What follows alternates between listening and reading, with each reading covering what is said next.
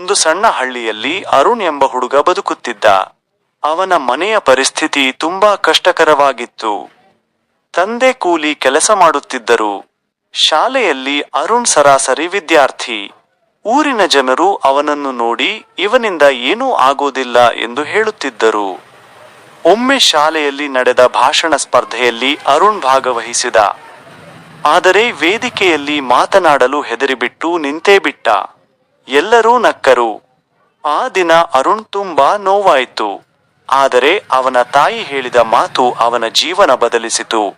ಇಂದು ನಿನ್ನನ್ನು ನಗಿದವರು ನಾಳೆ ನಿನ್ನ ಸಾಧನೆಗೆ ಚಪ್ಪಾಳೆ ತಟ್ಟುತ್ತಾರೆ. ಆ ದಿನದಿಂದ ಅರುಣ್ ಪ್ರತಿದಿನ ಕನ್ನಡಿಯ ಮುಂದೆ ನಿಂತು ಮಾತನಾಡುವ ಅಭ್ಯಾಸ ಮಾಡತೊಡಗಿದ. ಪುಸ್ತಕ ಓದಿದ. ಹೊಸ ವಿಷಯ ಕಲಿತ. ದಿನವೂ ತನ್ನ ಭಯದ ವಿರುದ್ಧ ಹೋರಾಡಿದ. ಕೆಲ ವರ್ಷಗಳ ನಂತರ ಅದೇ ಹುಡುಗ ದೊಡ್ಡ ವೇದಿಕೆಗಳಲ್ಲಿ ಸಾವಿರಾರು ಜನರ ಮುಂದೆ ಮಾತನಾಡುವ ಪ್ರೇರಣಾದಾಯಕ ವಕ್ತಾರನಾದ.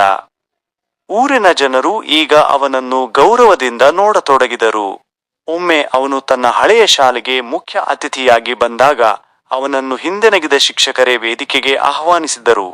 ಅರುಣ್ ನಗುತ್ತಾ ಹೇಳಿದ, ನನ್ನನ್ನು ಸೋಲಿಸಿದ್ದು ಪರಿಸ್ಥಿತಿ ಅಲ್ಲ, ನನ್ನ ಮೇಲೆ ನಂಬಿಕೆ ಇಲ್ಲದ ಮನಸ್ಸು. ನಾನು ನನ್ನನ್ನು ನಂಬಿದ ದಿನದಿಂದ ನನ್ನ ಗೆಲುವು ಆರಂಭವಾಯಿತು.